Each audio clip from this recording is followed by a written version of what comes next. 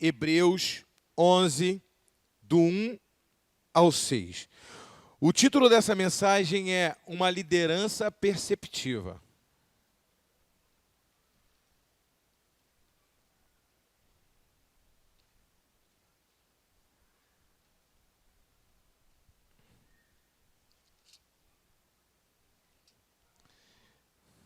Onze, 1.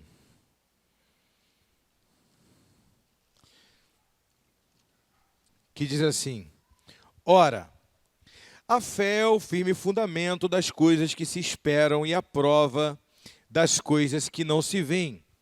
Porque por ela os antigos alcançaram testemunho. Pela fé, entendemos que os mundos pela palavra de Deus foram criados, de maneira que aquilo que se vê não foi feito do que é aparente. Eu vou repetir essa parte. Pela fé, entendemos que os mundos, pela palavra de Deus, foram criados, de maneira que aquilo que se vê não foi feito do que é aparente.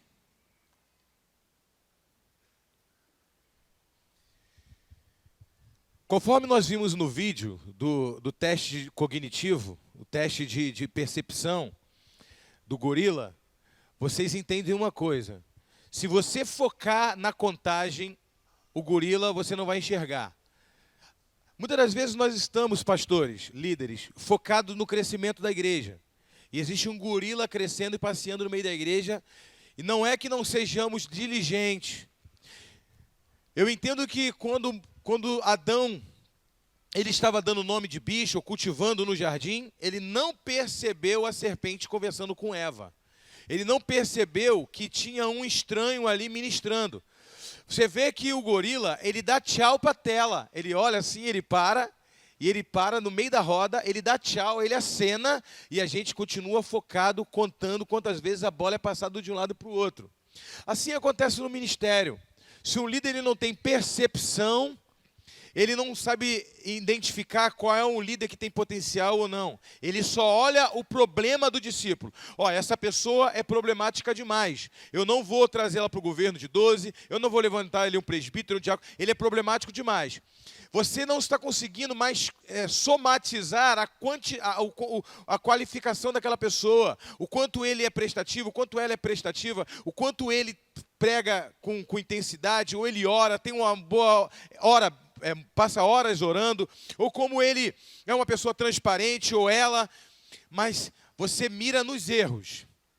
E quando você mira também nas qualidades das pessoas, muitas das vezes você não enxerga o defeito. É igual quando um casal está se apaixonando, conheceu uma namoradinha, e a mãe fala, ele tem defeito. Não tem não, ele é lindo. E aí você está focado só na qualidade, você não consegue enxergar o defeito. Todo mundo está vendo o gorilão dando tchau. E você não está vendo. Por quê? A sua memória é seletiva, você selecionou o que você quer ver. Na verdade, você está querendo ver só aquilo que você deseja. Você focou em algo, o nome disso é seletividade de pensamento, de memória. Você tem a capacidade de pensar naquilo que você determinou pensar. E aquilo que você focar vai crescer. Mas quando cresce, vai crescendo um problema ali no meio enraizado, que você tem que continuar crescendo, mas você tem que voltar a fazer uma voltar, limpar o arraial, expulsar o gorila dali, expulsar aquilo ali, trabalhar, ouvir as pessoas. Vem cá, alguém que viu o gorila, identificar o problema e continuar contando. Quem está entendendo? Porque se você só continuar no foco e você vê o gorila crescendo, se multiplicando no meio da igreja, no meio da célula, depois para você tirar os gorilas vai ser muito difícil, meu amado. Para você eliminar o problema. Então, você foca no crescimento, mas foca também naquilo que pode trazer problema proeminente, aquilo que pode trazer um problema lá na frente. E começa a resolver. Para isso, o líder ele tem que ter percepção. Ele tem que ter uma memória, uma mente perceptiva. Ele tem que saber selecionar o que ele quer resolver agora. Ele tem que ter um olhar de fato, um olhar de águia. Quem entende isso? Mas tem que ter um coração de pastor também. Não adianta ter um olhar de águia e não ter um olhar de pastor. Para você ter uma ideia, que Hebreus 11, ele diz assim: a fé é o firme fundamento das coisas que se esperam e a prova, o firme fundamento. A fé é o firme fundamento das coisas que se esperam e a prova que existem coisas que não se veem. Esse é o termo original no grego. É você experimentar, já conseguir experimentar aquilo que você não está vendo. Você projetar na tela da sua mente, já conseguir. É igual quando eu falo assim, ó, limão. Imagina você chupando um limão e você experimenta o limão na tua mente e você até se arrepia e dá até água na boca. Só imaginar o limão. Quem já fez isso? Você imaginar um doce azedo e já começar a sentir o gosto aqui. O limão está longe, mas você já está sentindo a reação química no seu corpo. Só que quando ele diz que é a prova das coisas no grego original, que existem coisas que não se veem, ele está querendo dizer, olha, a fé é eu viver com a esperança de que existe um mundo paralelo. Existe um mundo aqui que eu não vejo. O darwinista, o humanista, o fisicalista, ele está achando que não existe nada, que só existe a gente morreu, acabou. Mas eu sei que aqui existem anjos e demônios. Eu sei que existem bênçãos que são espirituais, que quando tocam na minha cabeça, ela se materializa. Eu acredito no favor de Deus. Aí ele diz assim, ó, e a fé, aquele que crê que Deus existe, se aproxima dele e sabe que ele é galardoador daqueles que o buscam. E ele continua dizendo, e a fé, caminhar pela fé, é crer que os mundos foram criados pela palavra de Deus, não daquilo que lhe é aparente. Olha só, irmãos, esse texto aqui é tão maravilhoso, que ele vai desbaratar todo o darwinismo e toda a teoria da evolução. Quando ele diz, crê que Deus criou os mundos, não do que lhe é aparente. Por exemplo, Deus não criou a rã a partir do sapo. Ele criou a rã, mesmo que pareça com o sapo. O sapo é uma raça de animal, a rã é outra. Eles são anfíbios, porém, eles são animais distintos. Deus criou o cavalo não a partir do jumento, ou jumento a partir do cavalo. Não houve uma evolução do jumento para o cavalo, do cavalo para o jumento. Você sabia que o burro e a mula, eles são cruzes de jumento com égua, e os dois são estéril? Você nunca viu uma mula engravidar, você nunca viu um burro engravidar uma égua. Eles são estéreis. E se soltar eles no mato, eles voltam sem carrapato. E o cavalo volta cheio de carrapato. Eles são uma anomalia. O homem criou, não foi Deus que criou. Cruzamento genético. O que Deus faz é perfeito. Quem entende isso? Então não existe uma evolução daquilo que lhe é aparente. Existe cavalo manga larga, existe pangaré. O pangaré, Deus disse, haja o pangaré, haja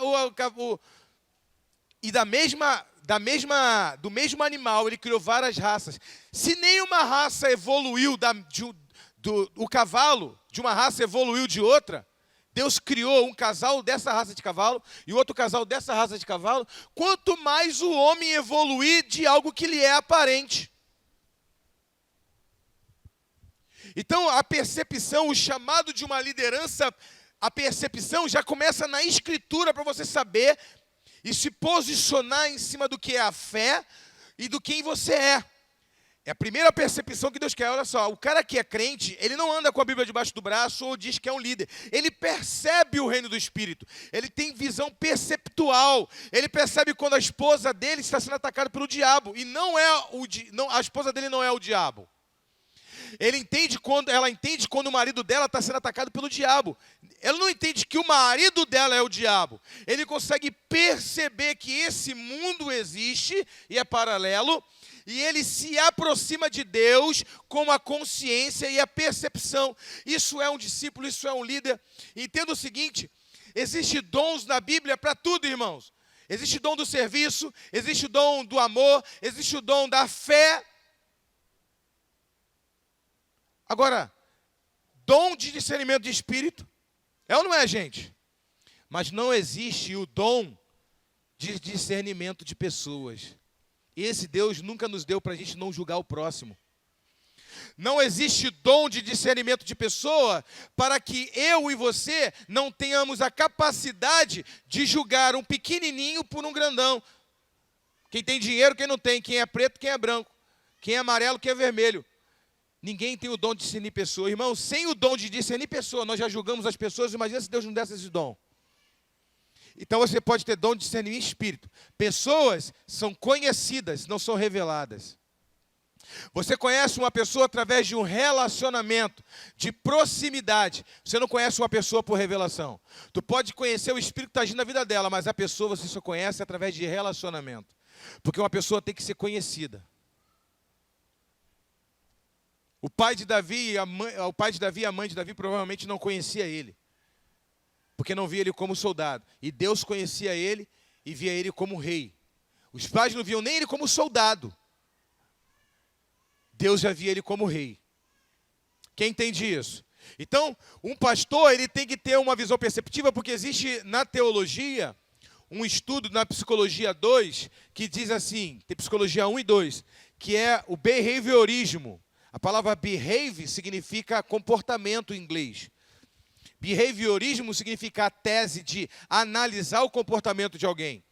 Então você pode sim analisar o comportamento da pessoa e começar a conhecer a pessoa através do seu comportamento. Se uma pessoa olhar para você, mesmo de cara iracunda, ou rindo, ou manso, ou falando grosso, você nunca vai saber quem essa pessoa é. Não julgue ela pela fisionomia dela. Você só vai conhecer a pessoa se você se relacionar com ela. Julgue os comportamentos, não os pensamentos das pessoas.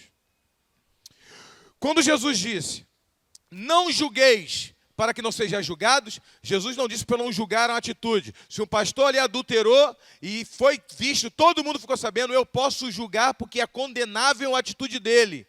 E eu posso olhar para ele e falar, você está desclassificando aquilo que Jesus conquistou na cruz do Calvário com o teu caráter. Então eu não estou julgando ele, eu estou confrontando ele porque ele é meu irmão na fé e ele tem que se arrepender. Porém, se eu não sei de nada, eu não posso falar, porque senão eu posso estar espalhando uma calúnia sem eu saber. Julgar é você ter uma intuição da pessoa. Agora, saber daquilo que já foi empírico, provado, isso não é julgar. Isso é confrontar a pessoa para que a pessoa possa se arrepender e levar ao crescimento novamente. Então não julgue um discípulo na sua igreja ou na sua célula porque ele tem um defeito físico, porque eu conheço pessoas com defeito físico, mas não têm a alma defeituosa. Tá? São pessoas libertas. E conheço pessoas que têm uma vida, um corpo físico perfeito, mas têm deficiência de alma. Não consegue caminhar de jeito nenhum. Não julga a pessoa pela cor da pele nem pelo estado social. Perceba a qualidade dessas pessoas, mas não esqueça dos gorilas que cada um traz junto com as qualidades dela. Existe um trabalho na psicologia chamado de... Eu li um livro de um dos maiores psicólogos do mundo. Uma pessoa chegou até ele e falou assim, eu já passei por 4 psicólogos. O Senhor é o único que me entende e o que o Senhor fala eu entendo. Então ele estava dando uma aula para os alunos dele, ele disse, quando uma pessoa falar isso, não aceite isso como uma verdade. Não despreze. Existe uma doença chamada, isso na psicologia, chamada de charme, olha só, psicopático. Onde uma pessoa ela não aceita um tratamento e ela sempre a próxima pessoa, ela acredita que essa vai resolver o caso dela, mas o caso não está nas pessoas, o problema está nela. E ele disse, cuide dessa pessoa. Agora eu estou trazendo para o ambiente cristão evangélico, amém? Quando uma pessoa chegar diante de você, depois de ter passado por 4 pastores, e ele falar, agora eu encontrei o pastor de verdade. Quem já ouviu isso? Agora eu encontrei o pastor de verdade, tudo que ele fala eu entendo, e eu isso, aquilo, outro, ele falar, não despreze o que essa pessoa falou, mas também não leve em conta 100% isso. Analise essa pessoa, porque se você cuidar dessa pessoa, entender que essa pessoa tem um charme psicopático, se você não perceber que ela tem um charme psicopático e o diabo se aproveita de todas as deficiências clínicas que nós temos para usar contra nós, você vai ser o 5º pastor quando ela for conversar com o 6º. O senhor é o 6º pastor que eu passei, e agora eu encostei o pastor de verdade. Aí o pastor enche, né? Quem não quer ouvir isso? Mas aí você não está ajudando essa pessoa de verdade, porque você aceitou essa palavra dela, aceitou o elogio, entrou a vaidade no teu coração. Nossa, 5 pastores já cuidou dele, e eu agora estou resolvendo o caso dele. Tu está querendo dizer que tu é melhor do que os outros 5 pastores que passaram. Entendo que os 5 pastores que passaram podem ter errado de fato, mas essa pessoa não é 100% lúcida daquilo que ela realmente é. Ela tem algum problema que precisa ser identificado. Ela vai falar as qualidades dela. E essas pessoas chegam na igreja com dinâmica. Elas pregam, elas fazem. Você só vai ver o gorila depois, porque você foi enfeitiçado quando ela disse: nossa, o melhor pastor do mundo é você. Cuidado com o charme psicopático.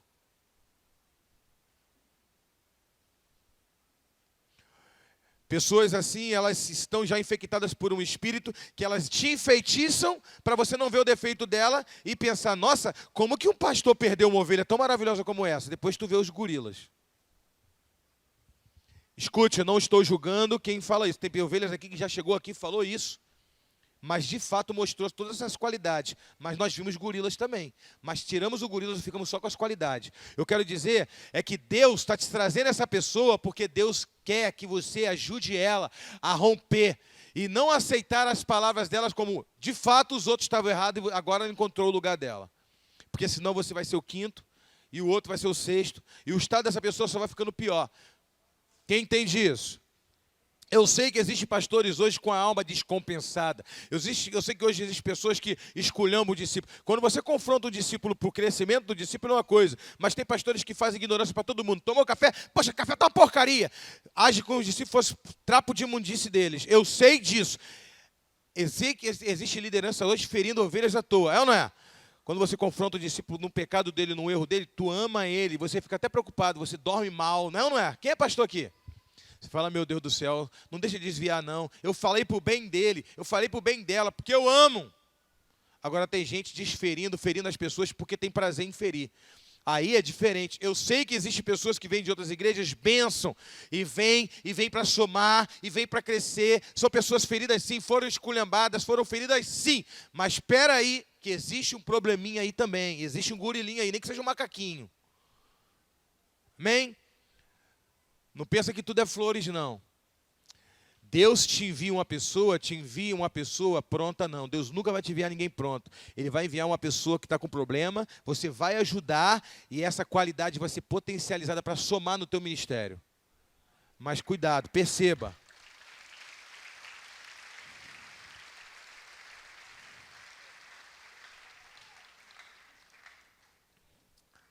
Quantos estão ligados? Aleluia. Irmãos, quem é que já percebeu quando você está sozinho? Quem é que já ficou sozinho em algum momento? Igual o Tiririca, né? Tiririca diz assim: ai, eu tentei fugir de mim, mas aonde eu estava... Como é que ele falava? Como é que ele fala? Eu estava. Onde eu fui, eu estava. Então, irmãos, entenda o seguinte: aonde você estiver, você vai estar, de verdade. Os seus pensamentos voam. Quem é que já fez palhaçada na frente do espelho? Irmão, se todo mundo filmasse você, o que você faz quando você está sozinho? Tu já beijou o espelho? Fala a verdade. Espero que tenha sido eu quando ela beijou o espelho. Eu sei que ela fez isso quando ela era adolescente. Ela estava beijando o espelho pensando: Deus, manda o Davi logo. Ainda bem que foi o espelho que ela beijou, que senão ela ia comigo. Eu sei que tem gente aqui que já ficou assim, ó, fazendo caras de boca, tira a remela, tira a meleca, olha. Estou exagerando, gente? E quando cada um aqui está exercendo o seu papel, quando se limpa, vai lá e dá aquela conferida. Ninguém confere? Ninguém confere para ver como se está confiscado? Como é que está? Não, simplesmente você pega e vai lá e dispensa. Aí você está... E quando tu chama assim: rapaz, eu estou com problema de dor de barriga, será que eu estou podre? Aí tu ainda dá uma cheirada. Está amarrado, aposto. E eu acho que é infecção. Eu acho que é não sei o que lá. Estou falando que você faça isso não, irmão.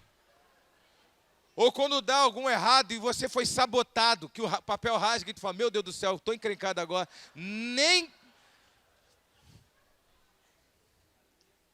E logo em seguida tem uma visita na tua sala para apertar a tua mão. Nem vinagre tira o cheiro. E aí, nessa hora, você percebe o quanto a sua humanidade é caída e depende de Deus. É ou não é? Tu fala, eu estou vivo e estou com esse cheiro. Imagina depois que eu morresse. E aí você para, acontece isso contigo, mas tu está sozinho. Tá ou não tá?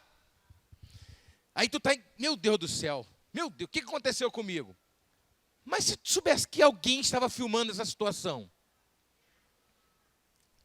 Ou você dentro de casa, fazendo uma mania. Irmãos, quando nós estamos sozinhos, nós temos uma liberdade, é ou não é? Quando nós estamos na frente de alguém, nós estamos muito protocolados. Nós postamos a voz para falar, procuramos o melhor tom, vamos sintonizar. Grave, aleluia. Se eu prego na sala para 3 pessoas, eu prego, meu Deus, Deus aqui. Se eu prego para uma... Porque, segundo nos conta a palavra do Senhor no congresso, tem muita gente, eu vou melhorar o meu vocabulário. A gente se preocupa com a aparência, a gente se preocupa com o que a gente vai vestir, como a gente vai falar, não é isso? A gente tem, porque a percepção tem alguém me vendo. Agora imagina quando você está em algum lugar, que você fala algo ou faz algo, tu fica, e passa alguém e tu fala, meu Deus do céu, será que alguém me viu fazer isso? Não é pecado não. Mas aconteceu algo, meu Deus, será que alguém fez? Graças a Deus, será que ouviu? Chega uma visita na hora, tu fala, meu Deus, será que pegou? Será que não pegou? Aí a pessoa está tipo olhando para você assim, tipo, eu vi, tá? Eu vi. Outro dia um ser humano estava aqui perto de mim, só assim, na melequinha. Fez uma bolinha, e eu estou olhando para ele. Aonde ele vai jogar? Está no carro comigo. Vidro fechado. Aonde o ser humano vai jogar isso? A minha vontade é aonde? Aí daqui a pouco tu vê a pessoa só assim, ó, no cantinho assim, ó. Ele vai lá no tapete, ele vai lá e dispensa a parada lá e tu fica, meu Deus do céu. E aí se tu fala, ei, eu vi, hein? Viu o quê? Viu o quê? Ou se a pessoa tivesse certeza que tivesse 10 pessoas assistindo ele tiraria? Sim ou não? Deixa eu contar para vocês uma outra coisa da ciência. Eu estou pregando a palavra, amém, irmãos? Existe uma tese na psicologia chamada de inteligência perceptiva. São algumas seleções que o cérebro faz. E alguns estudiosos eles começaram a querer entender algumas atuações do cérebro, principalmente na área de audição. E eles disseram o seguinte, será que a audição ela é intuitiva? Será que uma pessoa ela só escuta um barulho porque a mente dela tem uma intuição a respeito do barulho? Por exemplo, se uma árvore cai, o meu cérebro ele tem uma intuição que aquela árvore vai fazer um barulho e quando a árvore cai, esse barulho é produzido dentro da minha cabeça, do meu cérebro. Não houve barulho, não aconteceu barulho, mas esse barulho aconteceu pela uma intuição na minha mente. Então eles perguntaram, existe de fato barulho ou o barulho é uma percepção? E aí começaram a estudar. Então eles disseram o seguinte, numa floresta, cada um, por exemplo, se aquela árvore ali cai, cada um tem um entendimento dessa árvore. Um vai dizer, a árvore é grande demais, a copa é muito grande, o barulho não vai ser muito grande. Então, o barulho acaba sendo grande demais para mim, porque eu vejo aquela árvore grande demais. Para outros, o barulho não é tão grande, porque ele imagina, tem muita folha, então vai amenizar o barulho. Então, cada um escuta um barulho diferente pela percepção que tem. Quem está me entendendo? Está confuso? Não, vai desembaralhar. Agora vamos mais além. Se uma árvore cair e ninguém estiver perto, essa árvore ela vai fazer barulho? Se, por exemplo, uma árvore caiu sem ninguém ver a árvore caindo, ela iria fazer barulho se não tem ninguém para ver ela caindo? Se o barulho é uma intuição aqui na nossa mente, uma inteligência perceptiva, e não tem ninguém para ver uma árvore cair, então haveria algum barulho? Então eles tentaram fazer estudo, mas não tem como comprovar. Porque se você vê uma árvore, até mesmo pelo vídeo, você também vai produzir uma percepção mesmo da árvore caindo pela televisão. Como prova isso? É lógico que eles descobriram com muitos estudos que o barulho, quando uma árvore cai, ele libera uma onda molecular do som. É lógico que faz barulho. Mesmo que não tenha ninguém próximo para ver uma árvore cair, ela faz barulho. Se uma árvore cair lá na floresta amazônica agora, não tem ninguém perto, tem agora lá na floresta, lá na Mata Virgem, onde nunca foi um homem. Uma árvore cair agora, do tamanho do Jequitibá, mais alto do que esse telhado aqui, cair, ele vai fazer barulho mesmo que não tenha ninguém perto. Agora minha pergunta é, o que te faz pensar que o teu pecado não faz barulho mesmo que não tenha ninguém vendo?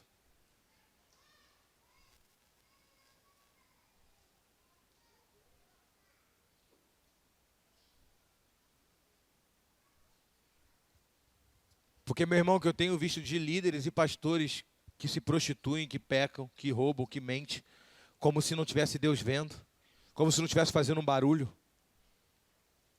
Um barulho, e uma vez que uma onda molecular ela é liberada, ela nunca mais deixa de fazer barulho, ela reverbera para sempre no espaço eterno. E ela sempre vai existir. Por isso nós carecemos da graça e do perdão de Deus, porque o nosso pecado sempre vai estar nos expondo, sempre. Você se desviar 1 minuto, o teu pecado está lá reverberando só para te acusar. Você só sai debaixo de acusação quando tu aceita Jesus como teu Salvador. O problema é que uma pessoa, um adulto, ele não sabe cair. Uma criança sabe. Quem já viu uma criança caindo? Ela não larga o saco de pipoca. Se ela tiver com alguma coisa na mão, ela cai, ela rasga tudo, ela está com o saco de pipoca, um saco de salgadinho de fofura, ela cai, rala todo, ela levanta com o saco de biscoito. E ela sai correndo, não é? Arrebenta o chinelo, ela sai. Agora, tu já viu um adulto caindo? O adulto não sabe cair. Ele cai, o celular vai para lá. O dinheiro vai para lá. E se tiver muita gente vendo ele cair, sabe o que ele faz? Desculpa. A areia. Esbarrar em mim. Ele fica desconcertado, um monte de gente. E se tiver alguém falando assim, tadinho, caiu. Aí tu fica mais desconcertado ainda. Quando você vê um adulto cair, alguém caindo, a melhor coisa que você faz é virar de costas e fazer de conta que não viu cair. Se for uma senhorinha, tu dá a mão e levanta. Se for um homem já adulto, uma mulher, ela vai ficar envergonhada. Se tu falar, ai, tadinho, ajuda ele. Meu irmão, foi um arranhão no joelho. Mas a vergonha... E o adulto, quando cai, ele perde celular, ele perde dinheiro, ele perde cadeira, que ele está muito mais preocupado com o que as pessoas pensam da queda dele do que levantar e catar seus pertences. Enquanto uma criança, nem um saco de pipoca não perde. Então, eu quero dizer para você que assim é contigo. Uma criança, quando erra, o pai dá uma bronca, dá um espeteleco, bota de castigo, daqui a pouco ele está lá, se sente filho novamente, te dá beijo, e ainda se sente o errado da situação e te dá um abraço. Pai, eu te amo, está aborrecido comigo? Um adulto, quando ele cai, ele perde casamento, ele perde a família, ele perde a moral, ele perde o ministério, ele perde tudo, se levanta botando desculpa em todo mundo e não sabe fazer o caminho de volta.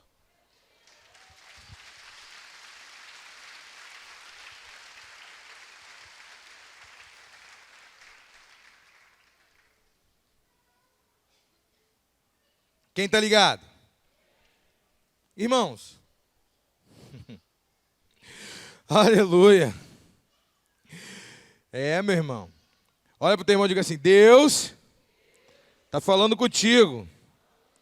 E Ele quer falar mais. Existem problemas... Quando eu falei aqui do charme psicopático, eu não estou debochando e nem estou desmerecendo uma disfunção clínica da pessoa, não. Longe disso. Nós temos que ajudar todos que Deus mandar para nós. Todos que vieram até nós, de maneira nenhuma podemos lançar fora, como Jesus disse. De maneira nenhuma lançarei fora. A questão é que a pessoa chega dizendo que ela caiu porque ela tropeçou na areia. Ou porque o pastor dela empurrou ela. Eu traí minha esposa porque minha esposa não quer ter relação comigo. Eu roubei meu patrão porque meu salário é pouco. Eu menti. Por quê? Quem nunca mentiu, né? Mas eu menti porque eu fui obrigado a mentir. Porque se eu não minto, ia sair uma morte entre meus irmãos. É você que vai matar? Não, então fala a verdade. A morte e a vida estão na mão do Senhor. Você fale sempre a verdade. Não tenha compromisso com quem é mentiroso, com quem é ladrão, com quem é prostituto. Não acoberte esse tipo de coisa. Se uma pessoa ela comete um pecado ou faz algo de errado, achando que ninguém está vendo ele, só porque ele está sozinho, o pecado dele está fazendo barulho e está reverberando. O diabo já sabe, os anjos já sabem, e será anunciado de cima do telhado a sua vergonha, porque o que você faz debaixo do porão será anunciado de cima do telhado. Essa é a palavra do Senhor. E o Senhor não expor o teu erro aqui nessa terra, Ele vai expor no juízo final, na frente de todo mundo, e será uma vergonha pública. Por isso, líderes precisam se arrepender do pecado. E o problema é que existe também pastores com charme psicótico que não entende o outro que tem charme psicótico, que fica outros charmosos psicopécticos. Eles se abraçam por aí e dizem, você me entende, eu também não te entendo. Uma pessoa depressiva, existe a depressão que é um problema, disfunção clínica? Sim ou não, gente? Não sejamos bitolados. Sabemos que existe sim um problema de depressão, amado. Sabemos sim que existem pessoas que estão passando por problema de depressão, mas o diabo, ele potencializa toda a disfunção clínica que você tiver. Ele faz a sua depressão ser um gigante para você, ele se aproveita da depressão, ele monta nas tuas costas e faz da sua depressão o ápice da sua vida e não te deixa levantar. O diabo pega, existe ansiedade, crise de ansiedade? Existe. Pessoas que tomam remédio ansiolítico? Existe. Mas o diabo, ele se aproveita dessa disfunção clínica e faz você ser 1000 vezes mais ansioso do que de fato você é. Ele se aproveita de toda a habilidade física. Se você tem um problema físico, ele diz para você, você não sabe andar, ninguém vão te desqualificar, você não vai conseguir. Se você tem algum problema, se você é negro, num país que é racista assim, que, me desculpe, se você não percebe isso, você não entendeu nada ainda. Quem está ligado nisso? Então você tampa o sol com a peneira. Se você não consegue perceber isso, então você diz para a pessoa, a pessoa que não pode, ela que não consegue, ela não é capaz. Se ela fosse capaz, quantos negros que conseguem aí vencer? Quantos negros que conseguem aí alcançar lugares altos? Eu fico perguntando, e quantos brancos que conseguem? É muito mais do que os negros. Então você percebe que existe uma carência, existe uma rejeição, existe um problema sim, e você tem que ajudar essa pessoa em vez de julgar. E aí quando você é pastor, amado, você recebe essa pessoa nessa situação. Pessoas que são arrimo de família. Você acha que ser pastor e ser líder é você subir aqui e dar uma palavra? Se você não tiver perceptual, você não fizer uma leitura da vida, da realidade das pessoas, você nunca vai desatar a vida daquela pessoa, líder. Se você vai ser um líder de sala que não vai ser prolífero. Você não vai ser um pastor se você não entender a identidade do teu povo. Entenda o seguinte, quando nós chegamos aqui, um negro e um branco, eles têm a mesma capacidade cognitiva e intelectual, sim ou não? Sim. Eles têm o potencial de chegar no topo de qualquer coisa, sim ou não? Sim. Mas quantos têm acesso à faculdade de ensino para passar no concurso público? Quantos têm mais? O negro ou o branco? Isso é inegável. E aí eu vejo o negro, me perdoa, não estou querendo botar aqui uma ideologia e passar, não. Estou querendo que vocês entendam que se você é pastor aqui na Baixada Fluminense, você tem pastoreia mais negro do que branco. Então você tem que entender a raça, você tem que entender, a raça é humana, você tem que entender a etnia, você tem que entender tudo, as fragilidades da pessoa, de onde ele veio. Ele veio de uma família estruturada, sim ou não? Ele veio de uma família que ele tinha 10 anos de idade, tomava conta do irmão de 8, tomava outro de 7, de 3, e quando o irmão de 3 ralava o joelho, a mãe batia nele como se a culpa fosse dele. Ele não sabe liderar, ele não ouve uma voz de autoridade. Você fala para ele, vai ali, ele fala, tá mandando em mim? Não, eu sou teu pastor, estou dizendo, vai ali. Ninguém manda em mim. Desde 10 anos de idade, ninguém nunca mandou nele.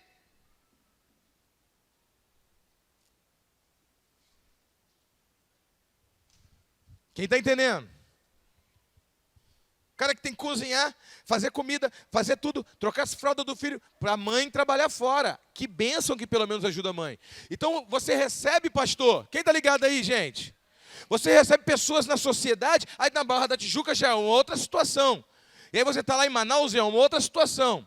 Você está na Zona Oeste, é outra situação. Você está na Baixada Fluminense, é uma outra situação. Então você quer ser pastor só pregando a palavra. Aí você abre, porque Deus amou o mundo de tal maneira. Aí tu vai assim, será que Deus me amou mesmo? Eu com 10 anos de idade, sendo espancado pelo meu pai, pela minha mãe, meu pai é alcoólatra, eu tendo que tomar conta de irmão, pedir dinheiro no sinal. Isso, será que Deus me amou mesmo? Aí você tem que entender a localidade, a realidade da pessoa para tu desatar ele. É uma liderança perceptiva.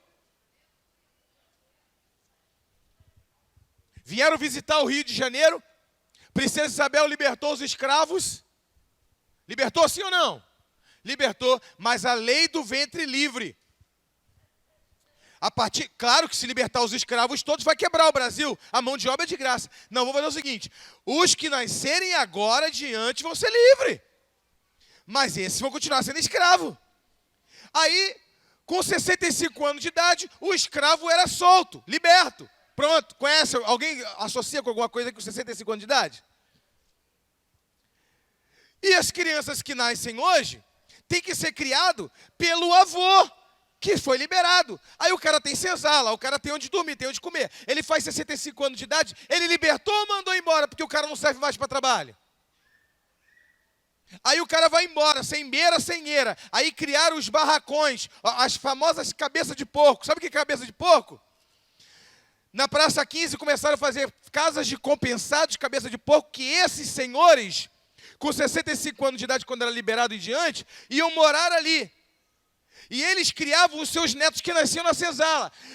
E a mulher que estava na senzala lá, ela tinha filho, com os garanhões, com os camaradas lá, né, que eles chamavam dos garanhões, era o escravo reprodutor. Ela tinha um filho, 2 filhos, 10 filhos, e o avô de 70 anos, de 80 anos, criando 10 netos aqui, porque o ventre era livre, mas a mulher que gerava continuava sendo escrava. Então, a família desestruturada. Avô de 70 anos criando uma criança de 1 ano, de 2 anos, não tem força para trabalhar, morando num barracão. Nossa, libertou, né? Isso aconteceu há 120 anos atrás, irmãos. É há pouco tempo. Aí o Rio de Janeiro era a capital do Brasil, chamaram o rei de não sei de onde para visitar o Brasil. Vamos acabar com essa feiura na Praça 15? Passa draga, tira tudo. Vocês têm 1 semana para sair daqui. Aí aqueles avós cansados ali, tiraram para deixar o lugar bonito para os gringos, pegaram eles e some, vai para qualquer lugar, mas sai daqui. Eles pegaram os seus filhos e foram para a favela da Providência, que não era favela, era um morro, por isso que é o nome Providência. Foi a primeira favela do município do Rio de Janeiro, que foi um lugar que eles providenciaram para morar lá em cima do morro, escondido da sociedade. Agora é um senhor de 70 anos, criando 10 netos, morando em cima do morro, tendo que trabalhar e sustentar neto, enquanto a filha lá. Aí você chega hoje, 100 anos depois, acha que não existe o reflexo disso? Os ricos moram na Barra da Tijuca, e os pobres, e os negros, os brancos são na Barra da Tijuca, e os negros moram na Baixada Fluminense. E vocês querem competir intelectualmente com eles? Não é capacidade, é estrutura, irmão.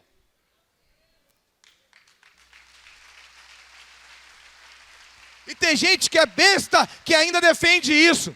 Eu não quero cota para negro, não. Eu tenho a mesma capacidade que um branco. Não é capacidade, irmão, é estrutura. O cara estuda em colégio particular a vida toda, os melhores. Ele paga professor de francês para estudar na casa dele. Aí ele vai lá e faz a prova para médico, para doutor. E você estando no 2º grau, sofrido, que o professor vai quando quer. Porque também está de greve, porque não recebe. E aí você vai lá e quer competir com ele. Não é potencial, é estrutura.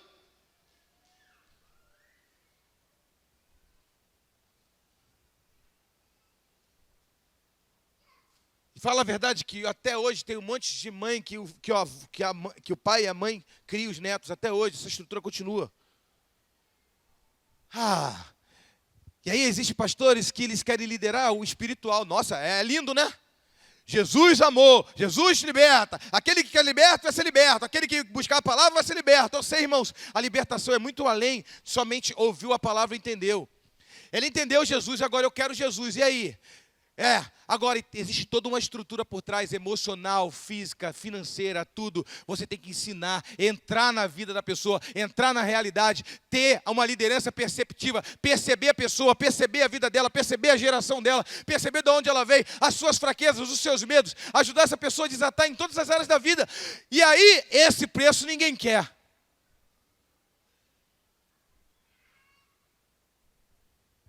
Esse preço ninguém quer. Eu quero ser líder pelo WhatsApp, eu quero ser líder por aqui. Não, cada um do seu cada um. Está com problema? Vai orar. Irmãos, não é assim. Você só vai conhecer a pessoa se você tiver relacionamento com a pessoa. Você só vai conhecer a pessoa se você tocar na pessoa. Você conhecer, olhar no olho. A palavra relar, relacionamento vem de relar, vem de estar próximo. Você entender a realidade da pessoa, a dor da pessoa. É muito fácil você julgar. Ah, você não quer ser líder porque você não quer. Não. Existe um trauma por trás. Existe um problema por trás. Vamos ajudar a desatar esse nó aí todo aí e vamos ajudar essa pessoa a expressar o máximo do seu potencial. E aí você vai ser um líder qualificado quando você levantar discípulos e explorar toda a qualidade do seu discípulo e mostrar para ele quem ele é. Levantar a autoestima, mostrar que ele é capaz, mostrar que ele pode, perceber o ambiente que ele está inserido. Ajudar, não é culpar, não é apontar, é ajudar. Você quer ter uma igreja enorme, quer ter uma macrocélula lotada de gente? Então começa a perceber o ser humano. Agora, quando uma pessoa já chega toda arrebentada, cheia de ferida, você vai lá e ainda massacra mais a pessoa ainda, fala um monte de besteira, mas sabe o que aconteceu? Você só contribuiu para a pessoa ver que dentro da sociedade, e a igreja está inserida num contexto social, que a igreja só é uma parte da sociedade que ajuda a pisar mais ainda nas pessoas.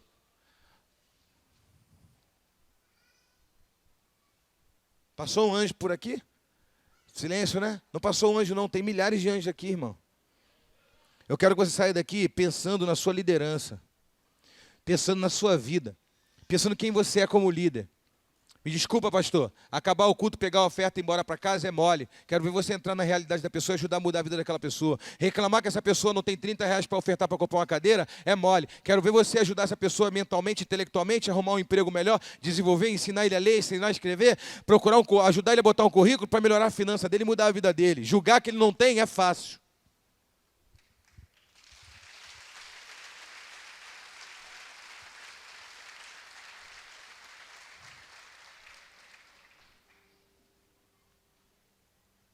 Não podemos aceitar, irmão. Não podemos aceitar. Irmãos, entenda o seguinte. Apóstolo, existe um problema. A fé é não enxergar nada, é só buscar a Deus? Não, irmãos, ó. Olhar um problema, identificar um problema, não significa que aquilo ali é o ápice de um... Não, nada disso. Para. Se você não identificar um problema, não significa que ele não exista, irmão. Assim como você não vê uma árvore caindo, não significa que não exista árvore caindo. Já tem um mês que você não vê uma árvore caindo, né? Tem 10 anos que você não vê uma árvore caindo. Mas cai árvore todo dia na Amazônia. O fato de você não ter ninguém na sua casa passando fome não significa que não tenha pessoas passando fome. O fato de você não conseguir enxergar no espírito uma pessoa indo para o inferno não significa que nesse momento não tem gente indo para o inferno. Nesse exato momento indo para o inferno. Morrendo sem Jesus indo para o inferno. Mas localizar um problema não é dar lugar ao problema na nossa vida. Nada disso. O problema não é maior do que Jesus na nossa vida. Identificar o problema é tirar os gorilas que se infiltram quando você está focado em algo. Daqui a pouco tu volta a contar de novo e vai limpando os gorilas. Vai tirando aquilo que penetra, aquilo que é debochado do seu ministério. Limpa a sua eira, para um pouco, limpa, vê como é que está. Como é que está a igreja? Como é que está o seu ministério? Como é que está a tua célula? Eu quero 10 vezes mais discípulos, mas como é que estão os que eu tenho agora? Porque os que eu tenho agora vão multiplicar os outros, e eles vão vir com o mesmo caráter desses que estão multiplicando. Eu estou multiplicando qualidade, eu estou multiplicando problema. Então vamos tratar bem esse para quando os outros vierem como solução, vierem pessoas mais fortes. Vamos perceber mais ao redor. Vamos perceber a qualidade dos nossos discípulos. Não interessa a classe dele, não interessa a classe social, não interessa o diploma dele, não interessa. Não despreze quem tem muito, não menospreze também quem tem menos. Mas olhe o que as pessoas têm de melhor. Amém? Quem pode dar uma salva de palmas para o Senhor Jesus? Apocalipse 2, 5. Jesus aparece para João e diz assim: Ei, lembra de onde caístes. Cair não é cair em pecado, não. Claro, existe gente que já caiu em pecado. Mas cair talvez na moral cristã. Tem gente que vê vídeo, irmãos, me perdoa, vídeo pornográfico, rindo, dando gargalhada, como se fosse normal. E se algum crente fala assim, ó, isso aí é uma piada de duplo sentido. Sabe que tem gente que fala, religioso demais, bobeira, nada a ver, quer ser mais crente do que os outros. Não, não existe crente mais crente do que ninguém, existe crente de verdade. E existe crente mentiroso.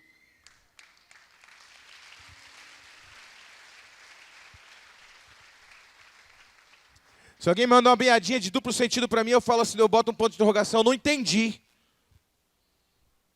Não entendi. Você não sabe a condição que eu sou, a condição que eu tenho e quem eu sou em Cristo. Se você me desrespeitou, não tem como ter relacionamento contigo pelo zap. Fica dando gargalhada. Não, irmão, se ponha. Põe essa pessoa no lugar. Você tem que perceber quando você caiu quando você deixou de orar, você caiu quando deixou de jejuar, você caiu. Veja, olha o que Jesus disse a João, para a igreja de Éfeso. Aprenda e veja, começa a pensar onde você caiu. Eu caí quando eu fui para o motel, eu caí quando eu adulterei, eu caí, não. Caí quando eu bebi, quando eu cheirei, não. Tu caiu lá atrás, quando tu parou de orar. Quando tu achou que você é autossuficiente, que tu era um querubim ungido, que você não precisa nem mais de Deus para se manter de pé. Você caiu quando tu esqueceu a oração de Jesus, que ele disse, Pai nosso que está no céu, santificado seja o teu nome, venha a nós o vosso reino, seja feita a tua vontade, e não nos deixe cair em tentação. Eu tenho que pedir ele para ele não me deixar cair em tentação. Quando você diz, eu não caio porque eu já decidi que eu sou em Cristo Jesus, cuidado. Você tem que orar todos os dias pedindo Ele para te livrar do mal, para colocar temor no seu coração. Porque, irmãos, as raposinhas têm derrubado muitos líderes. E depois a culpa é do grão de areia. Ninguém tropeça em pedra grande, tropeça em pedra pequena. É uma pedrinha. Pedra grande, você pula ela, você vê, tu não é maluco tropeçar na pedra grande. Pedra grande, tu escala ela. Mas são as pequenininhas. Quem colocou essa pedra aqui? Deve ter sido José. José. Sei que lá, igual lá o Dumont de Andrade. José, caiu uma pedra no caminho. E agora, José, tinha uma pedra no seu caminho. Tinha uma pedra no caminho. Tu não viu? Tu não viu porque são as pedras pequenas que derrubam o homem. O Ministério de Louvor vai estar tocando a canção agora. Líderes têm que se levantar como líderes